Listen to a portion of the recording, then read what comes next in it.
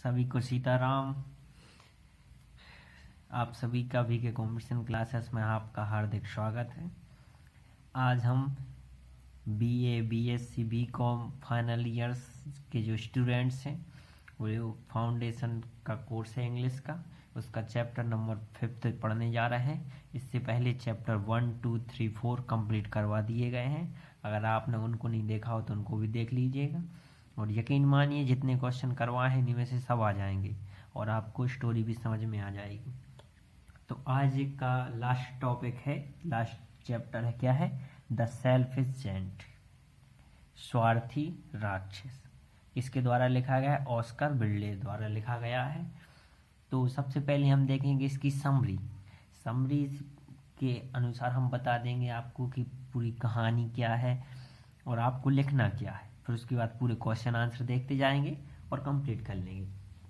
तो पहले क्वेश्चन देखेंगे और उसका समरी देख लेंगे। तो पहला ही क्वेश्चन है, write down the summary of the selfish giant by Oscar Wilde. तो सारांश देखते हैं, इसी के अनुसार चलते हैं। तो the story it is about a selfish giant. The story मतलब होता है कहानी, अबाउट मतलब के बारे में है, एक स्वार्थी राक्षस। यह जो स्टोरी है किसके बारे में है? एक स्वार्थी राक्षस के बारे में है। Which has a very beautiful garden, उसके पास एक कैसा बहुत ही सुंदर गार्डन था। तो स्टोरी है स्वार्थी राक्षस के बारे में और बता रहे हैं कि स्वार्थी राक्षस के पास क्या था? एक ब्यूटीफुल गार्डन था। एवरी आफ्टरनून, आफ्टरनून मतलब होता दोपहर में, प्रत्येक दोपहर में the children used to play in the giant's garden. Every afternoon मतलब रोज दोपहर को जो बच्चे आते थे, बच्चे जेंट्स के गार्डन में आते थे, स्वार्थी राक्षस के गार्डन में आते थे और खेलते थे। क्यों खेलते थे? Because the giant stayed with a friend for 7 years. क्योंकि स्टे मतलब होता है रहना, क्योंकि जो जेंट था, राक्षस था, वो कहाँ रह रहा है? अपने दोस्त के यहाँ पर रहा 7 साल थे। तो उसका गार्डन खाली था तो इसलिए वो सब बच्चे वहाँ पर खेलने जाते थे। भेन मतलब जब, द जेंट कैम बैक, जब जो राक्षस था वो वापस आ गया। ही सा ये सी का सेकंड फॉर्म है सा, उसने देखा। The children playing in his garden, जो बच्चे हैं वो गार्डन में खेल रहे हैं। यहाँ तक की कहानी स्पष्ट हुई। द स्टोरी सेल्फिश जेंट के बारे में है, जो उसके पास ब्यूटीफुल गार्डन था। हर दोपहर को बच्चे वहाँ पर खेलने आते थे, क्योंकि जो राक्षस था वो है अपने दोस्त के यहाँ 7 साल से रह रहा था। जब जेंट्स वापस आया तो उसने देखा कि बच्चे उसके गार्डन में खेल रहे हैं। यहाँ तक तो समझ में आ गया। अब आगे बढ़ते हैं।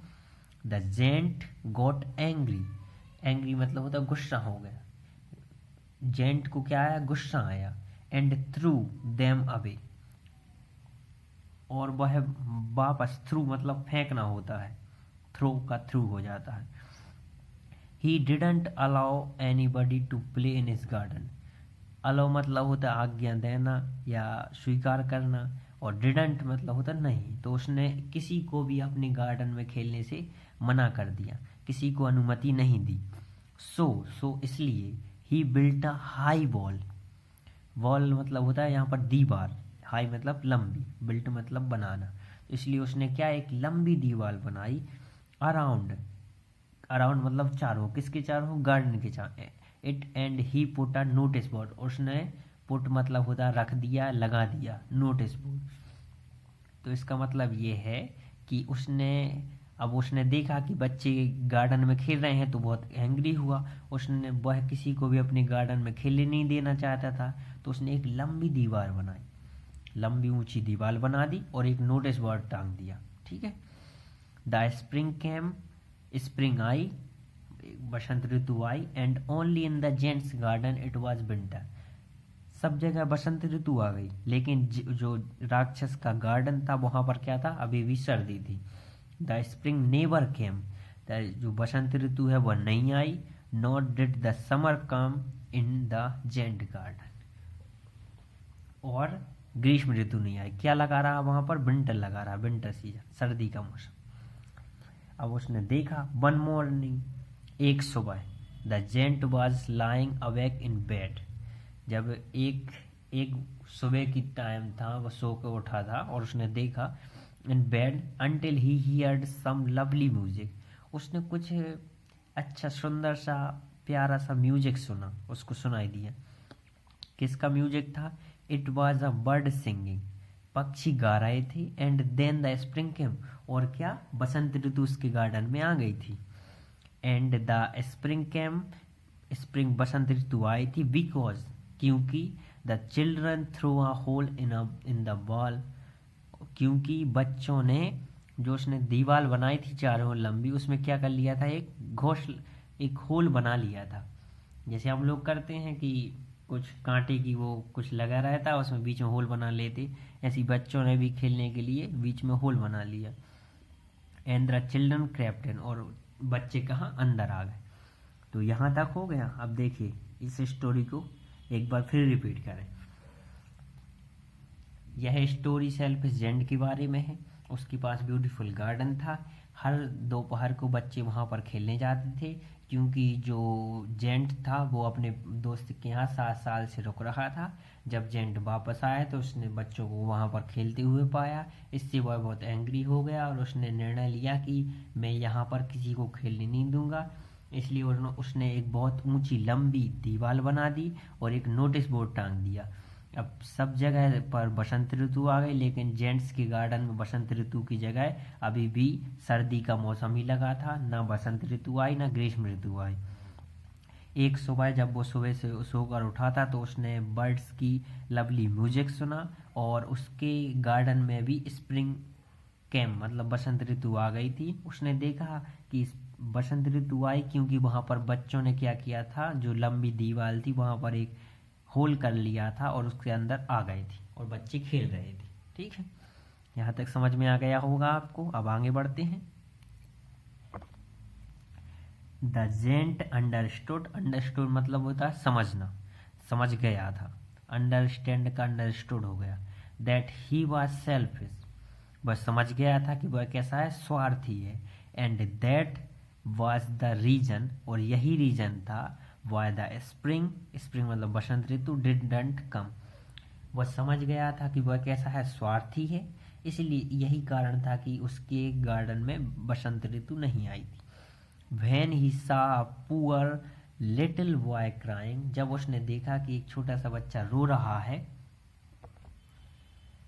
and unwanted to climb up on a tree, और वह जो बच्चा है, छोटा सा बच्चा, वो चढ़ नहीं पा रहा पेड़ पर। Then the giant put the poor little boy on the top of the tree, और उसने बच्चे को ऊपर चढ़ा दिया। The giant knocked the wall and the giant garden was the children playground. अब क्या हुआ, जब वो समझ गया कि यही कारण है कि बच्चे नहीं खेल रहे थे, हम सेल्फिश हो गए थे, इस कारण से उसके गार्डन में स्प्रिंग ऋतु नहीं आई थी, बसंत ऋतु नहीं आई थी। तो उसने जब समझ गया तो उसने बाल जो दीवार थी उसको नॉक्ड कर दिया। नॉक्ड मतलब होता तोड़ दिया, और अब उसका गार्डन बच्चों का प्लेग्राउंड बन गया। इसके आगे देखते हैं। The giant was really sorry, उसकी सॉरी महसूस किया, for what he had done, जो उसने किया था उसके लिए उसने क्षमा प्रार्थी हुआ। When the children saw him, जब उस बच्चों ने देखा, दे वर सो फ्राइटन्ड, बच्चे बहुत फ्राइटन्ड हो गए, that they ran away, frighten मतलब डर गए और वे वहाँ से भाग गए। But the little boy didn't ran away, जबकि जो छोटा सा बच्चा था वह नहीं भाग पाया। द चिल्ड्रन कैम बैक, जब बच्चे वापस आ गए, and played with the children, and in the evening they came to say goodbye to the giant. देखो, जब शुरुआत में उसने देखा था कि बर्ड की जब म्यूजिक आई थी और उसने स्प्रिंग को देख लिया था कि आ गई है ऋतु, तो वह जब गार्डन में आया था तो और बच्चे भाग गए थे वापस उस होल में से, लेकिन एक छोटा सा बच्चा वहाँ पर फंस गया था ऊपर पेड़ पर। तो उसने उसको निकाला, और सभी बच्चों ने उस होल में से देख रहे थे कि जेंट इसके साथ क्या करता है। लेकिन जेंट जहाँ से उसके साथ खेलने लगा तो फिर सभी वापस आ गए और पूरे दिन भर खेला, और शाम टाइम जब जाने लगे तो उसको गुड बाय कहा। The giant love the little boy, giant ने उसे बहुत प्यार किया। सिंस ही किस्ड हिम, जब उसने उसे किस किया था। The giant asked the children if they could tell the little boy to come tomorrow. उसने कहा था कि सब लोग अब कल आना, but the children had never seen the boy, लेकिन बच्चों ने उस छोटे से बॉय को कभी देखा ही नहीं था। Before and the giant felt very sad. अब जब ये मालूम चला कि उस छोटे बच्चे के बारे में तो कुछ मालूम नहीं, तो जेंट क्या हो गया, सैड हो गया, उदास हो गया। एवरी आफ्टरनून, प्रत्येक दोपहर, the children played with the gents, प्रत्येक दोपहर बच्चे जेंट्स के साथ खेलने लगे। But the little boy was never seen, लेकिन जिस बच्चे ने उसको किस किया था, प्यार किया था, वह बच्चा फिर दोबारा दिखाई नहीं दिया। द जेंट ग्रू ओल्ड, जो ग्रू मतलब हो गया, मतलब पेड़ में होता है तो वो बढ़ गया, और यहाँ पर हो गया ओल्ड मतलब बूढ़ा।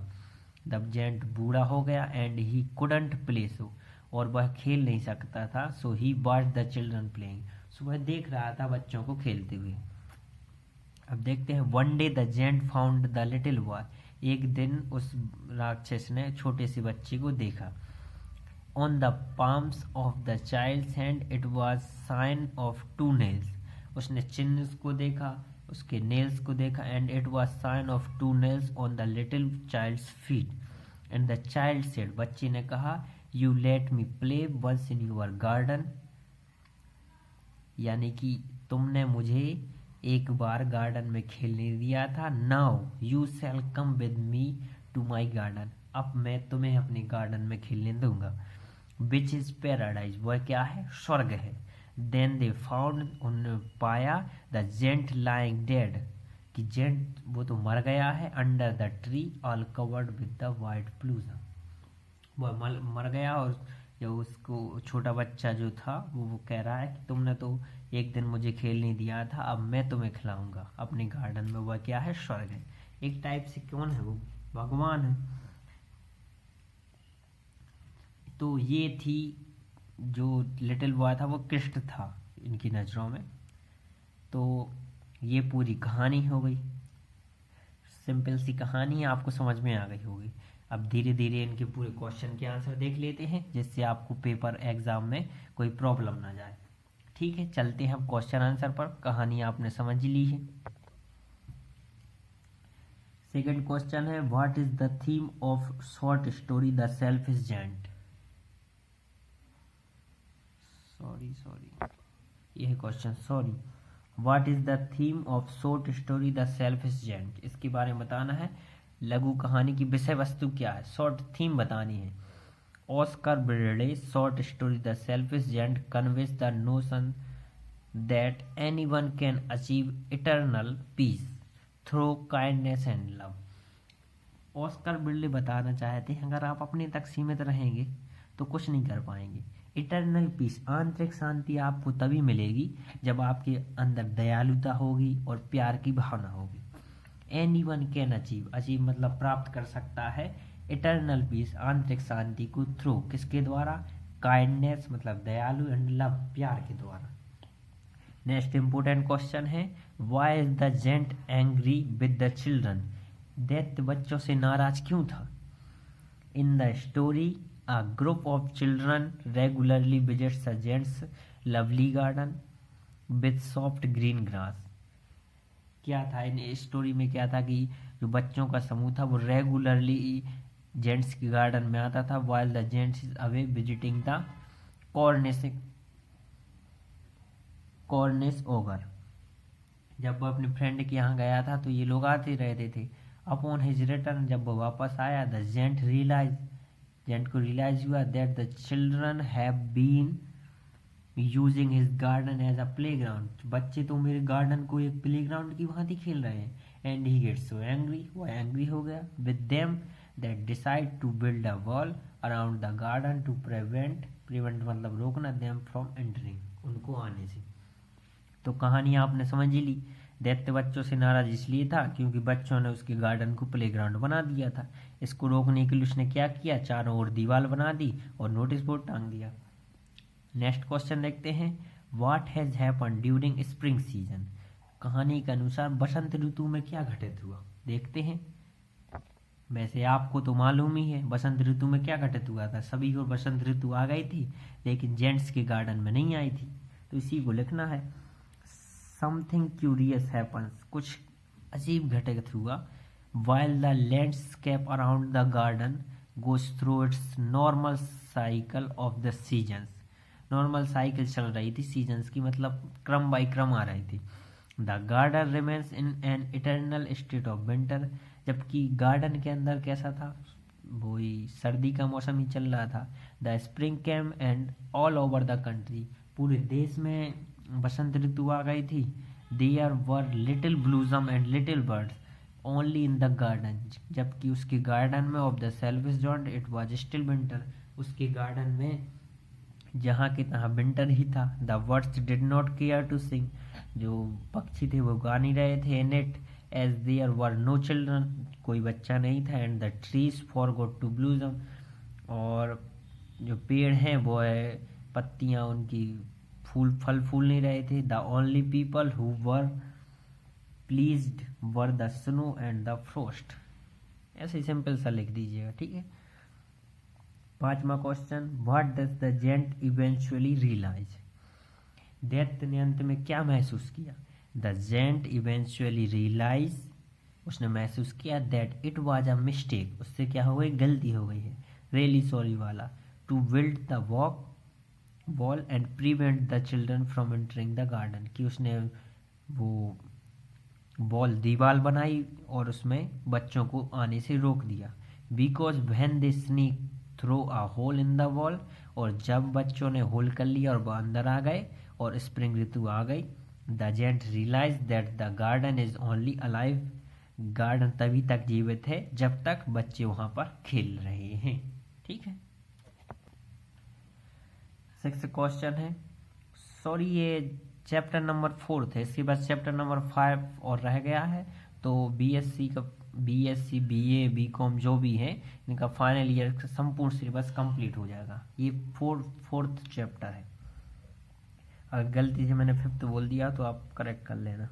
6th क्वेश्चन है, in every tree that he could see there was a little child, what does it mean, जब उसने देखा था कि प्रत्येक वृक्ष पर जहां भी देखो एक नन्हा बालक था, इस पंक्ति का क्या आशय है। The trees were so glad, जो ट्रीज थे वो ग्लैड हो गए थे, ऐसा लगता था क्योंकि वो फल फूल गए थे। To have the children back again that they had covered themselves with blossoms, फूल फूल आए थे। And were waving their arms gently above the children's head, क्योंकि बच्चों ने उनको दोनों हाथों से जकड़ लिया था, गले लगा लिया था। द बर्ड्स वर फ्लाइंग, जो पक्षी थी वो उड़ रहे थे।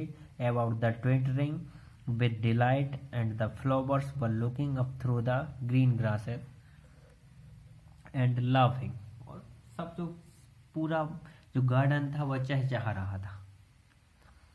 अगला क्वेश्चन है 7वां, what is the significance of garden in this short story, प्रस्तुत लघु कहानी में बगीचे का क्या महत्व है, गार्डन के बारे में बताना है। तो द गार्डन सिंबलाइज, सिंबल होता ना तो सिंबलाइज एक चिन्ह है। द सोल आत्मा that only thrives when the heart is open, जब अपना हृदय खुला है मतलब कैसा, अपने अंदर भावना है। एंड वेलकमिंग टू अदर, और दूसरों का आदर करने स्वागत करने योग्य हमारा हृदय है। Significantly the giant also helps a small crying boy climbs on a tree, जिस प्रकार जो जेंट्स था उसने एक छोटे से बच्चे की मदद की थी। That tree to begins to bloom and the giant is filled with joy, the tree उगने लगे, the giant is filled with joy, और जेंट भी अंदर से भर गया, किससे, एंजॉय से।